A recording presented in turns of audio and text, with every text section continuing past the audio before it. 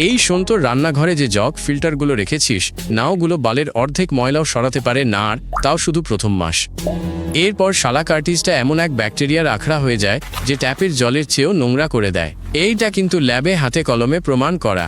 Filter বানানোর হারামজাদা কোম্পানিগুলো কার্টিজের মেয়াদ নিয়ে ডাহা মিথ্যা কথা বলে। লেখে 300 লিটার, কিন্তু ওটা খাটে শুধু একদম পরিষ্কার জলের জন্য।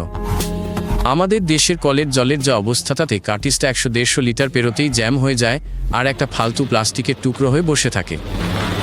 জল ফুটালে ব্যাকটেরিয়া মরে ঠিকই, কিন্তু রাসায়নিকভাবে আরও ডেঞ্জারাস হয়ে যায়।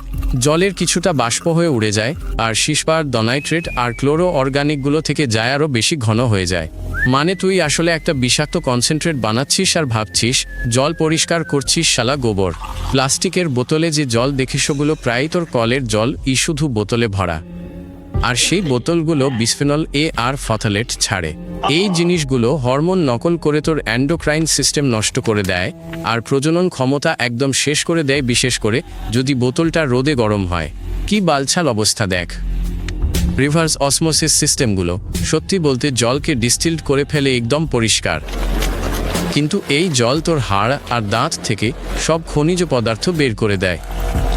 যদি শুধু অসমোসিসের জল খাস, মিনারেলেশন ছাড়া, তাহলে 2-1 বছরের মধ্যে তোর হাড়, দাঁত আর হার্টের মারাত্মক সমস্যা শুরু হয়ে যাবে, শালা তোর জীবনটাই বরবাদ।